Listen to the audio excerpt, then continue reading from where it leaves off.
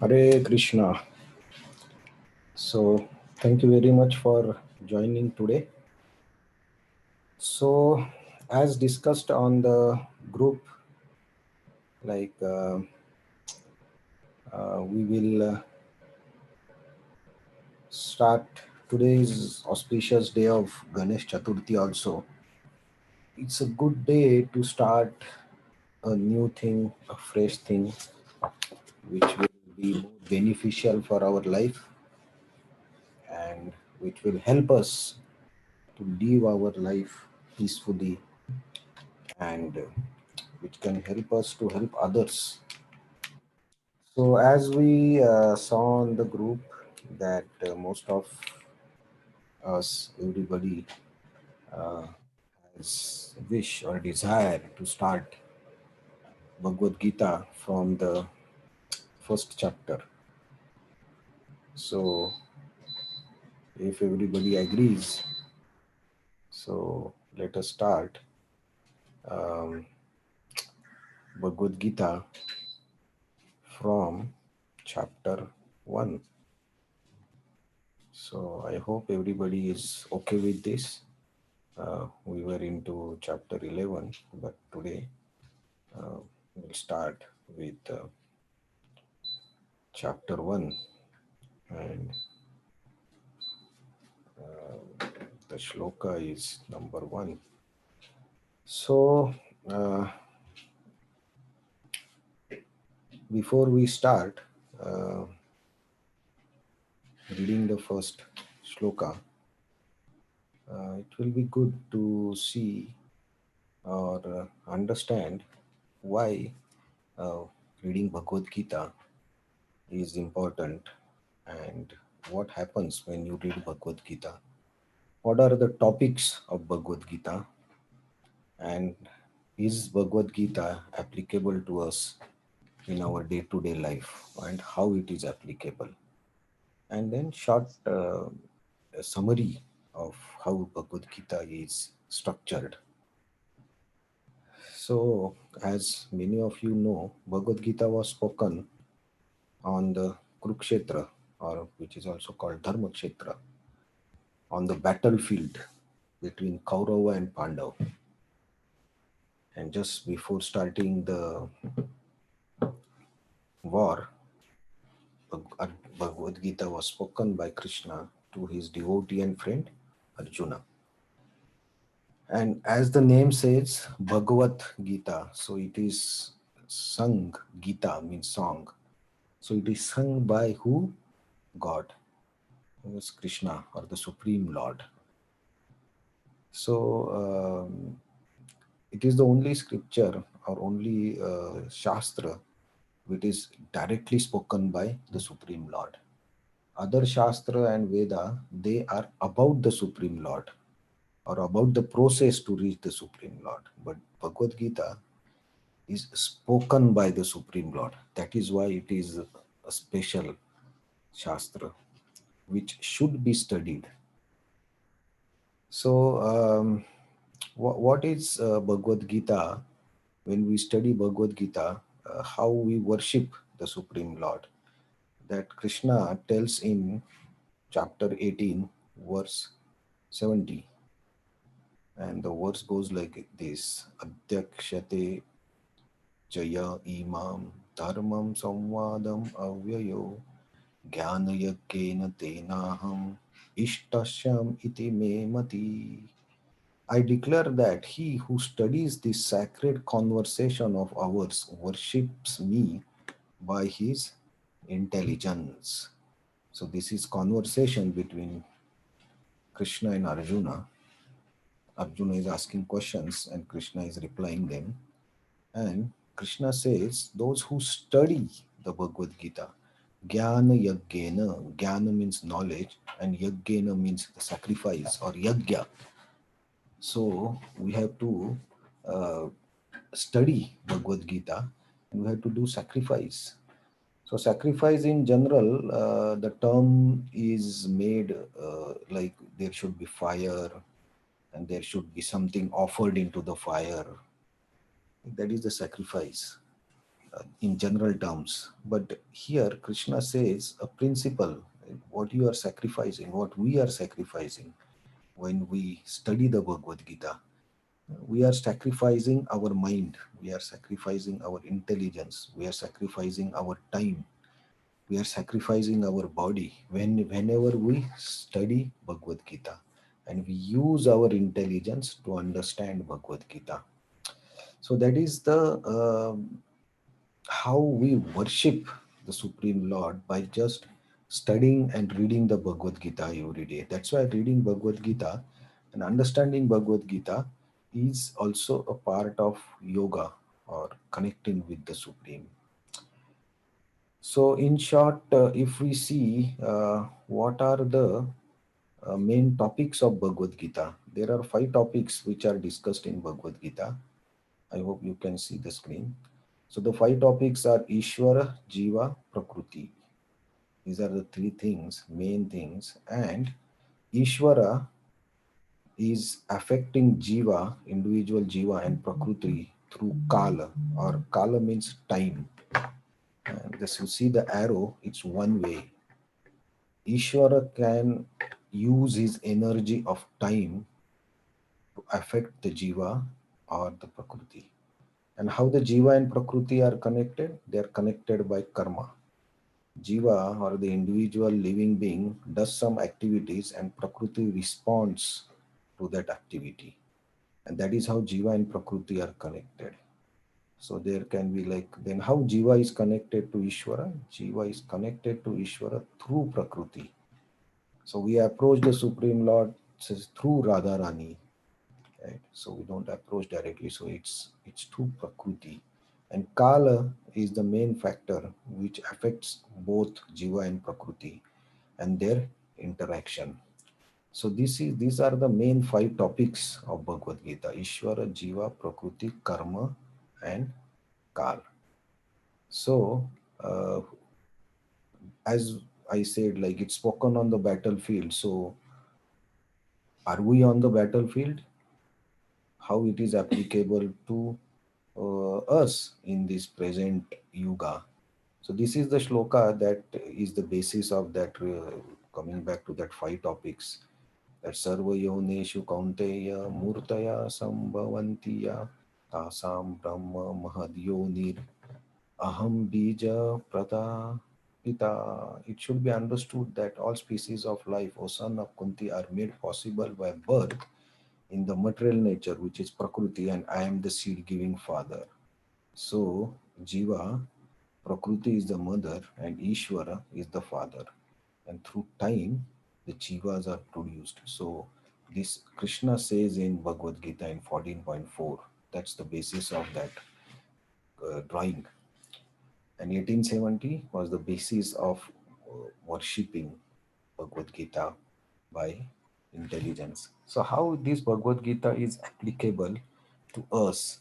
Um, so, uh, we are in the war. Like when we say that the war does not mean that you have to go on the battlefield, take gun and uh, rifles and everything, and then you fight. That only does not mean the war.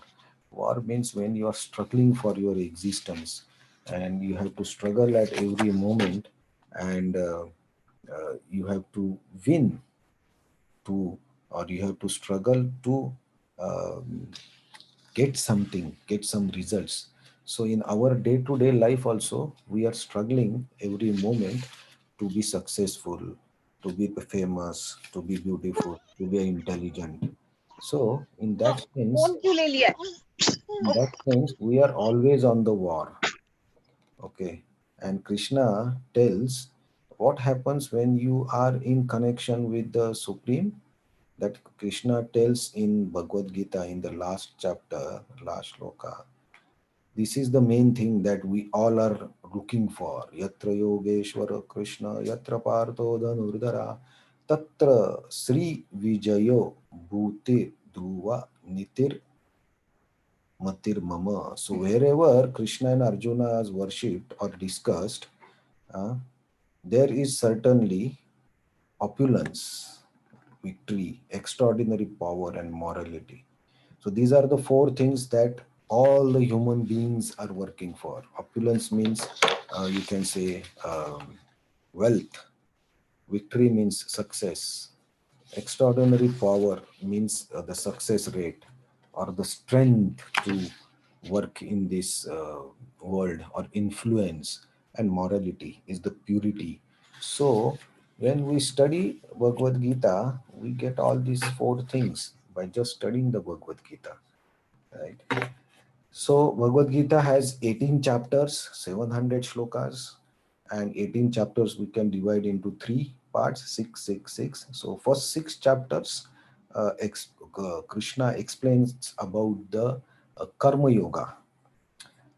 The middle chapters 7 to 12 talks about Bhakti Yoga, and the last six chapters from 13 to 18 talk about the Jnana Yoga. So this is how Bhagavad Gita is structured, and this is how Krishna explains. So Bhakti Yoga is sandwiched between Karma Yoga and Jnana Yoga when Krishna explained also.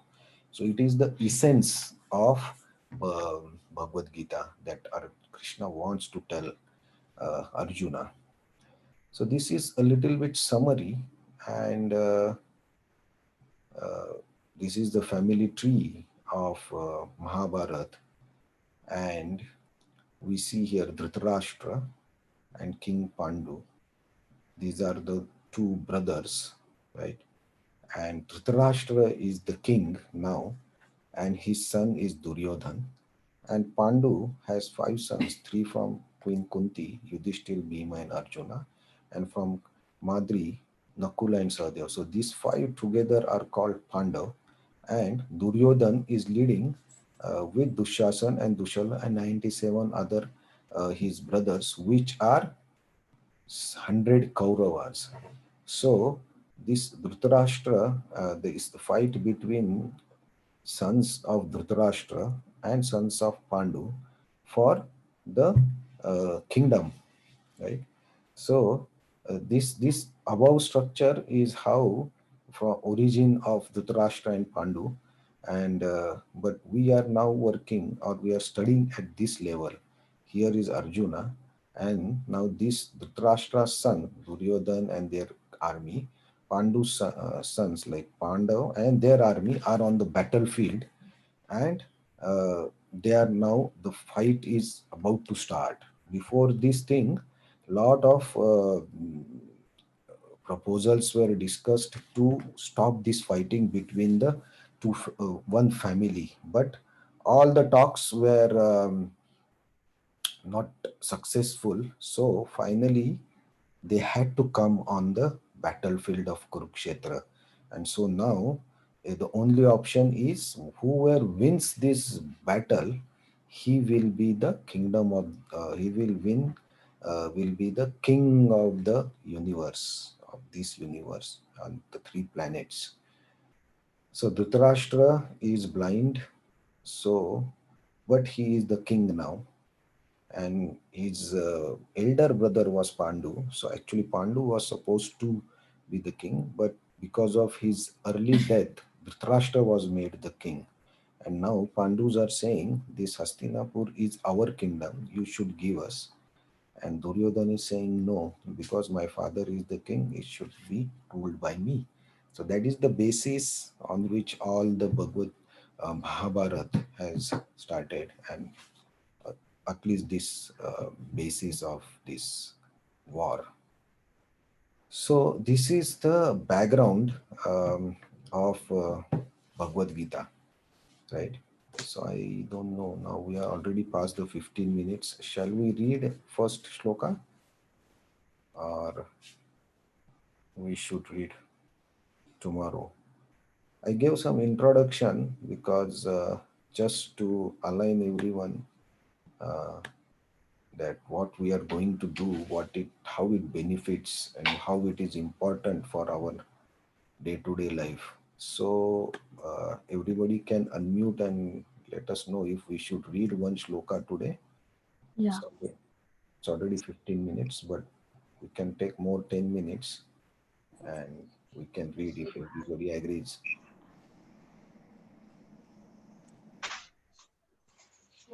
Yeah, I'm okay with that. Okay, so it's okay to read, then we'll need 10 to 15 minutes more today. Okay, so, and if anybody wants to chant the shloka, please raise your hand or just unmute and chant with us, because chanting these shlokas also gives a spiritual vibration or divine vibration that helps the soul. Okay, so uh, I have requested everyone to unmute. So those who want to uh, unmute, they can unmute and chant. So I will just say, and you can chant. Dhritarashtra Uvacha Ashtravacha. Dharmakshetre Kurukshetre Karmakshetre कर्मक्षेत्रे कुरुक्षेत्रे Samaveta Yutsava Samaveta-yutsavah. समवेतायुत्सवः Bhamaka Pandava Saiva मामकः Pandavasaiva. पाण्डवासैव Kim Kurvata Sanjaya. Kim किं kurvata कुर्वत Sanjaya. Sanjay. Anybody wants to try? Yes. Yeah, please go ahead. Dharmakshetre kurukshetre Dharma samaveta-yutsavah. Mamakaha Pandavasaiva. Kim kurvat Sanjaya. Oh, this is perfect. Anybody else want to try?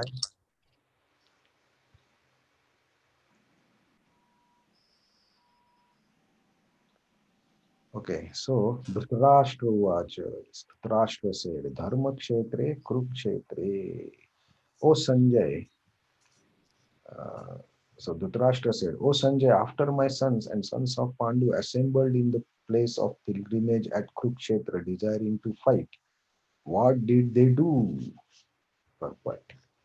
Bhagavad Gita is widely read thesis science summarized in Gita Mahatmya glorification of Gita.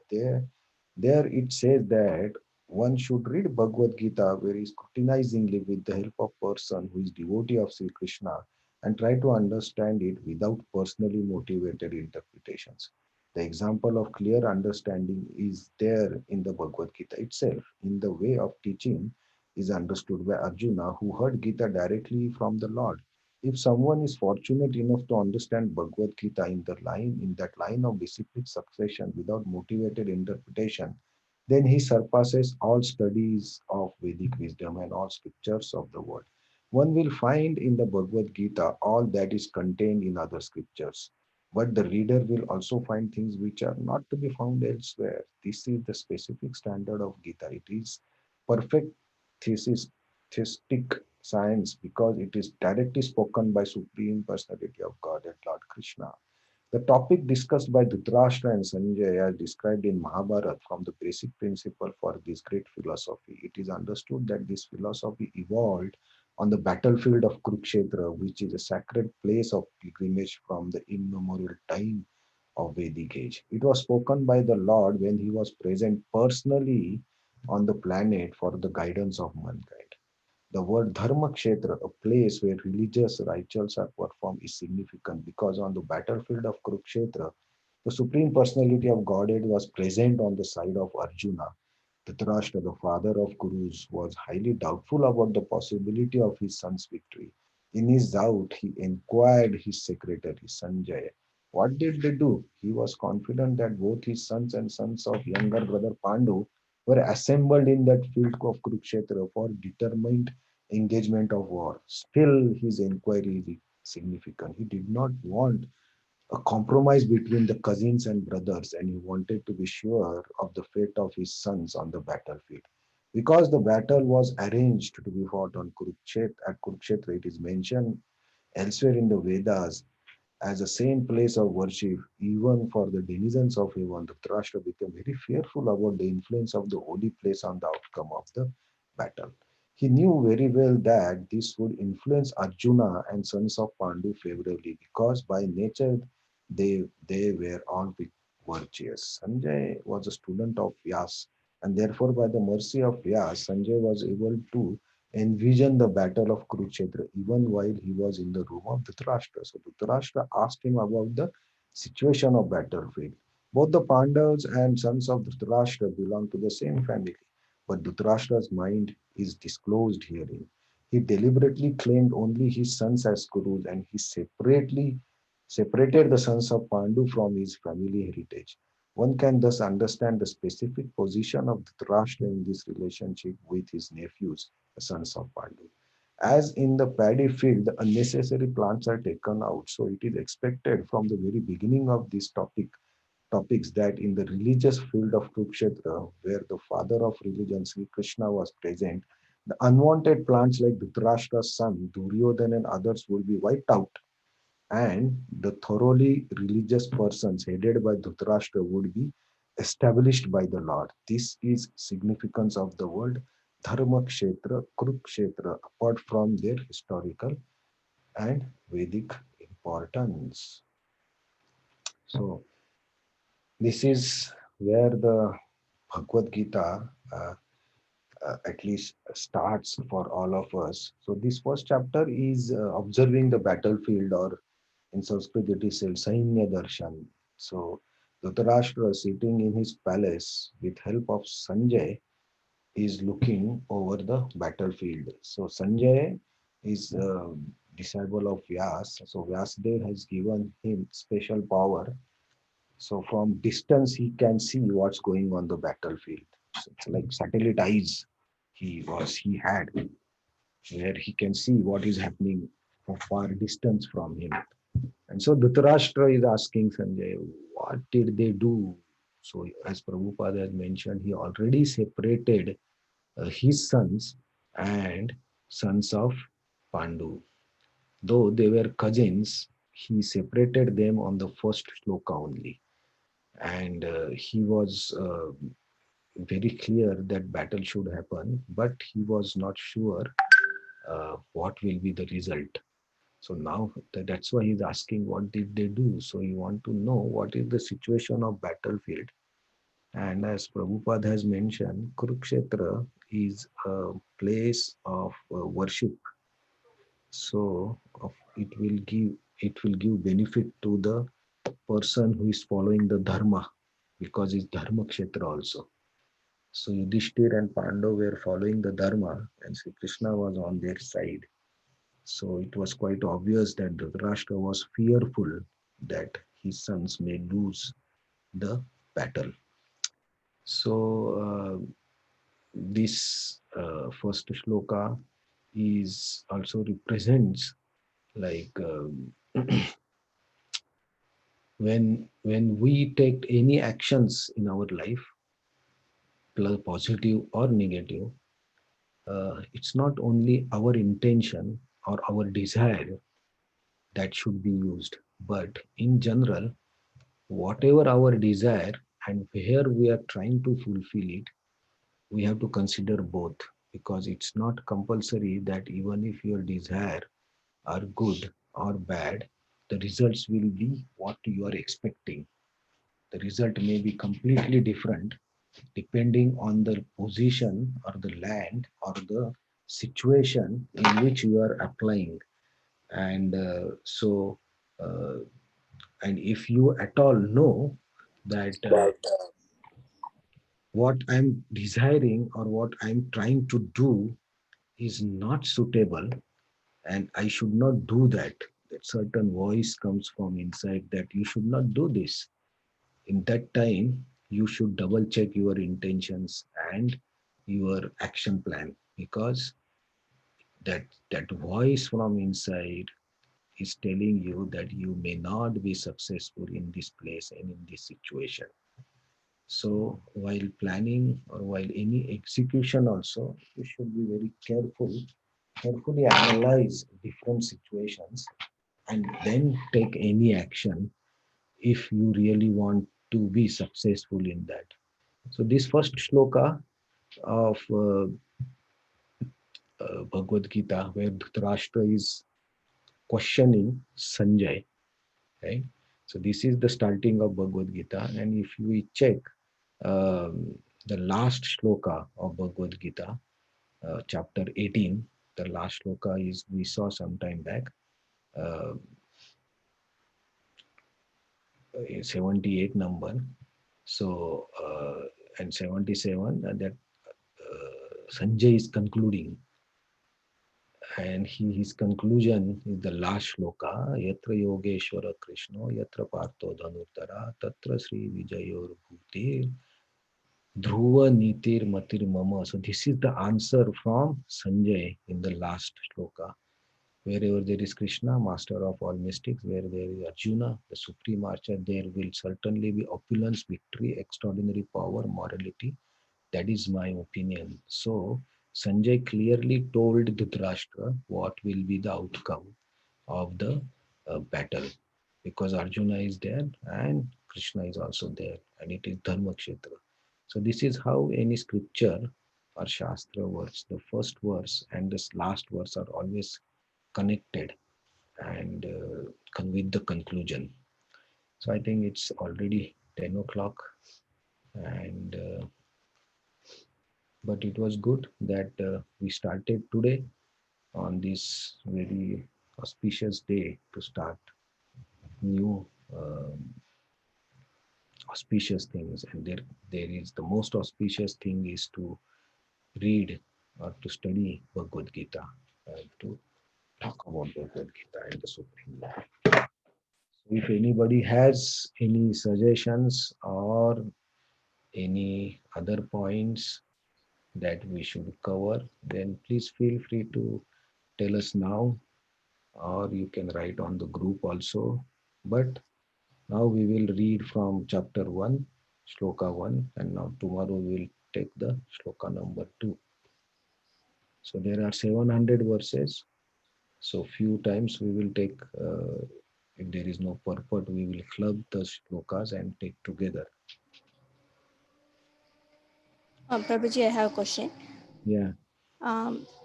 Currently in India, Kurukshetra, which is the exact place? It is near, it is in the north, near Delhi. The Delhi. Kurukshetra is still there. And Is there? yeah, yeah. And in December, whenever the Gita Jayanti is there, in the December Gita Jayanti is celebrated. At that time, there is big festival in Kurukshetra. A lot of people from different parts of the world go there and read the Bhagavad Gita. Okay. Okay, thank you. And one more thing, Krishna spoke this Bhagavad Gita in the middle of the battlefield before battle started.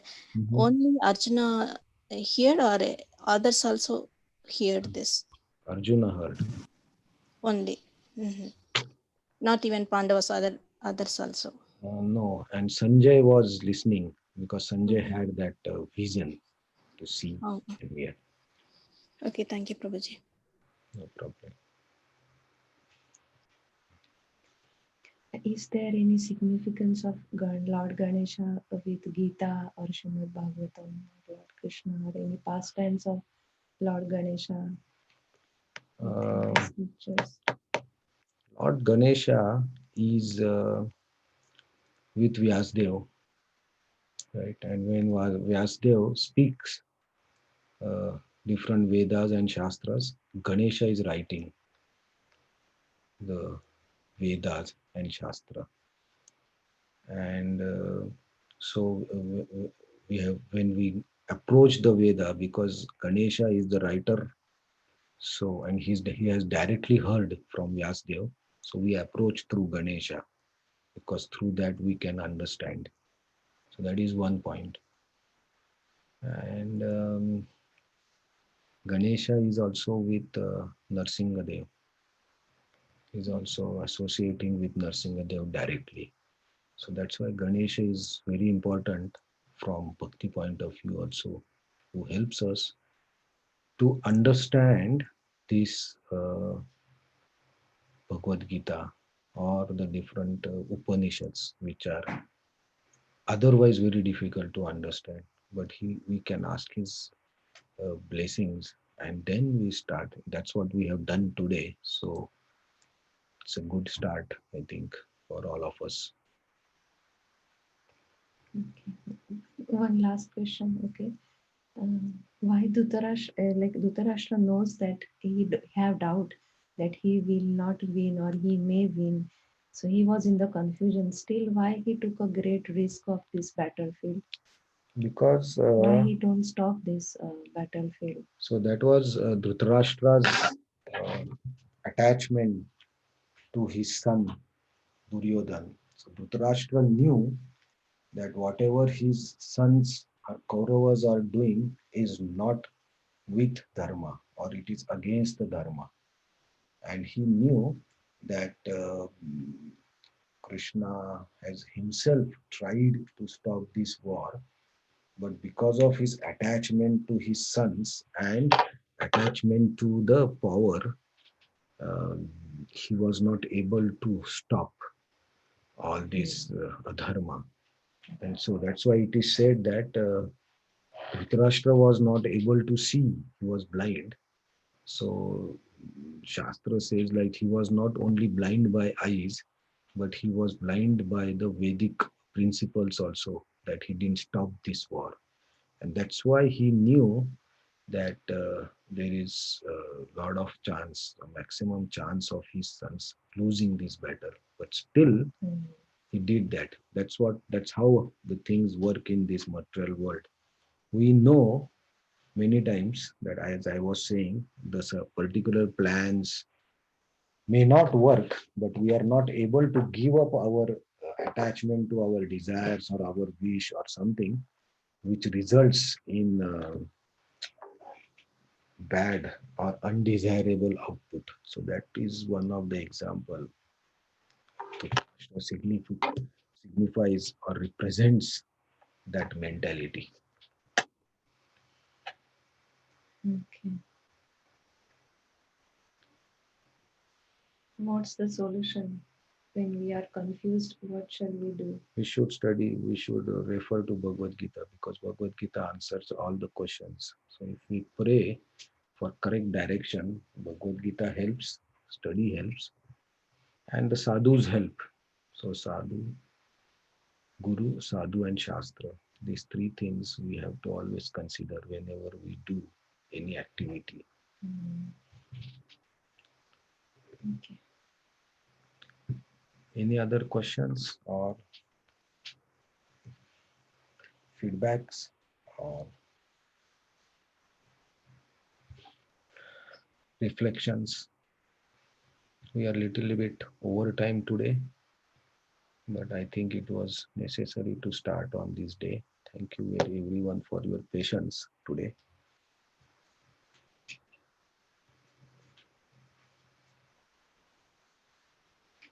Okay, so I hope tomorrow we will go to the second shloka.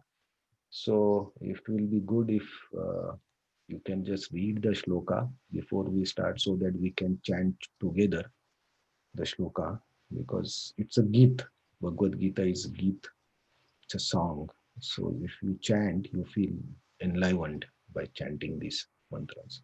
So please try to read second shloka of Bhagavad Gita tomorrow. We'll try to chant together. And if anybody of your friends or anybody wants to join this discussion or talk daily 15 to 20 minutes, then you can just share the number with me or Jayashri, or just write on the group, then we'll add.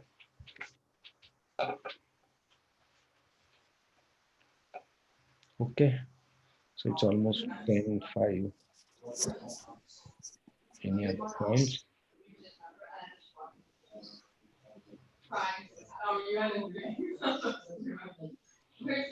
Okay, thank you very much, everyone. Thank you. Your Hare feedback, Krishna. your feedback and Thank suggestions. you, Guruji. Hare Krishna. Hare Krishna. Thank you, Hare Krishna. Thank you, Hare Krishna.